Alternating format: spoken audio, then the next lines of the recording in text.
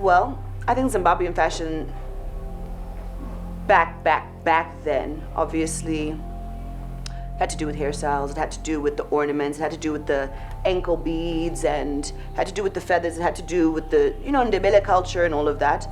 I think when I first started in 2012, Zimbabwe seemed so conservative. So, most people wanted conservative stuff, nothing that was out there. I was actually told with these first pieces, it's too much. It's just too much for Zimbabwe. But I was like, well, somebody will like it eventually. And it's my style and it's what I like. So if I like it, I'm sure somebody else does. Now people are a little bit more open to, you can be loud, you can be over the top, and you can still be conservative. So my pieces, I find, yes, these pieces are loud, but you can put it with a simple dress. And that's what transforms that simple dress. So I think it's coming along, and I think the next 10 years, I think if we can open our minds a little bit more, we'll be so much farther ahead. If you look at like West African countries, Ghana, Nigeria, those people are fashion forward. South Africa even, who's next door. You're allowed to express yourself through clothes. And that is where I think I'm at. Of course, I think the Zimbabwean fashion is a force to be reckoned with.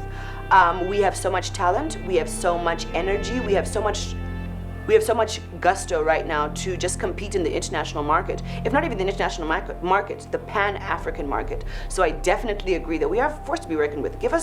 Actually, we're here now.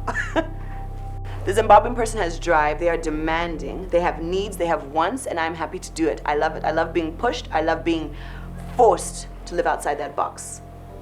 I love it. I love the fashion industry in Zimbabwe. It's dynamic.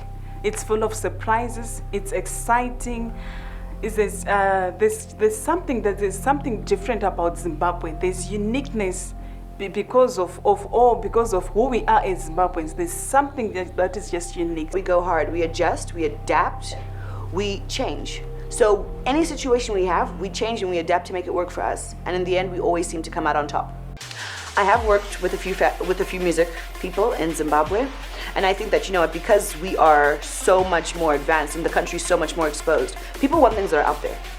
We're competing with a lot of other countries. We're just one country. Imagine the amount of competition we have, the amount of technology that's out there. So I think musicians now, they want that over-the-top stuff. They want that unique thing that's Zimbabwean. Especially, I'm talking about Zimbabwean designers. Zimbabwean musicians more. They want something different. They want something fun. They want something out there. The only way you're going to get out there is if you are out there. And I think those things are expressed through, obviously, what you put on and how you style it. Do I think they're demanding? I've never worked one-on-one with one. Usually I have stylists call me and they say, Rumbi, this is what I'm looking for. And I'm like, okay, sure, come pick some pieces. Let's see how we can style it together. I've never had a situation where somebody's crazy. Yeah.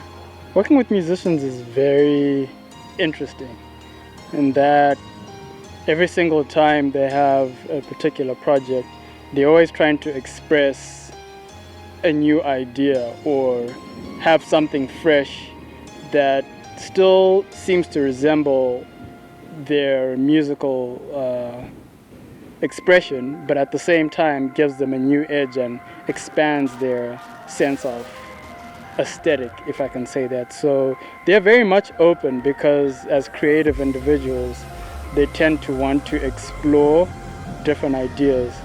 And it's very interesting working with them as well because you also find that in synergizing your ideas, you sometimes come up with things that neither one or the other thought up alone, but you come up with an idea that's new and a joining of a whole lot of different concepts. So I enjoy it a lot because it's nice to have people who conceptualize things outside of just what's conventional.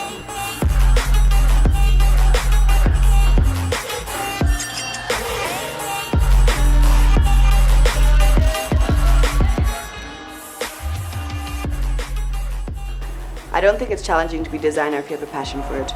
I think it's inside everybody. I think all you have to do is tap into it. So if someone comes to me and says they want something over the top, I'll give you over the top.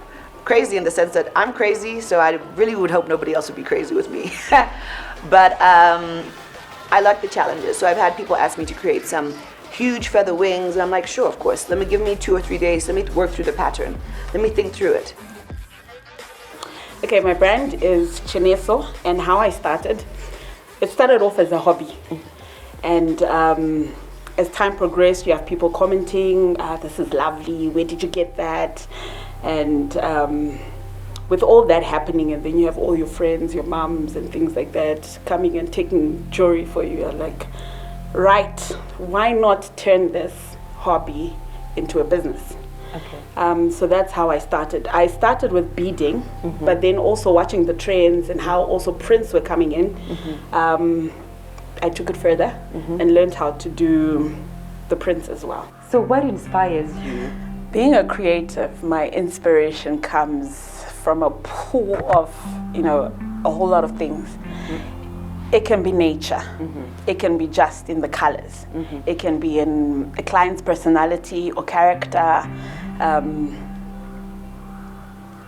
I basically draw inspiration from anything. Even just walking down the street, I see something and It clicks. it clicks. Oh, wow.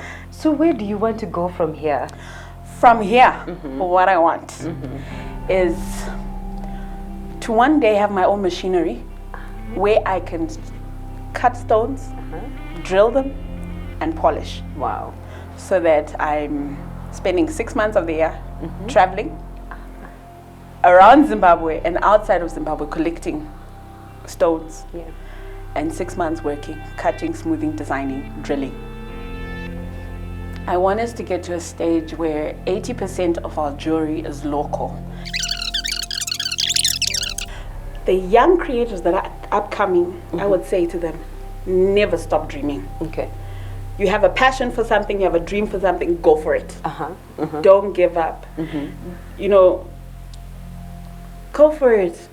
Take that step of faith, step out, step outside of the box, and just express your creativity and be you. If you're a designer, you want to start your own label, you want to start your own brand, I would say go for it. You really need to go for it, because there's a lot of potential in this business. There's a lot. It's like, everyone needs clothes like every day, so there's just a lot. You just need to. I would tell a young designer to go hard. Bring something that is so interesting, that is so different. And you know what? Use your past references, but also do stuff that's new. Nobody wants to see old stuff, boring stuff, and you are always allowed to reinvent the wheel. This industry, the fashion industry, I remember when we were growing up, people they would say, like Anosona and the tailor, something like that. But it's something that's it's art. It's something that's within you. It's going to be tough. It's not easy, but you can do it. As Zimbabweans, we don't give up. Giving up is not an option. I'm only 33. There's people who are younger than me. They're gonna come up and say, I wanna be a designer as well. So we have to set, and there's people who have been before me. I'm not the first designer out here. I'm not the first footwear and accessory designer. So I think that we take inspiration from there, they take inspiration from us, from me, from our generation, but we grow this brand. And we grow, and through growing the brand, we actually grow Zimbabwe. But I want to actually give Zimbabwe something that's, when you look at it, you know that this is Zimbabwean. As a Zimbabwean designer, we have to grow. We have to always reinvent ourselves. We always have to create new collections. We have to push ourselves. And I think that we have to push ourselves to have international standards as well.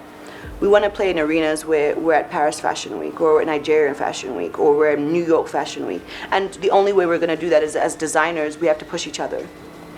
So as we push each other, we grow.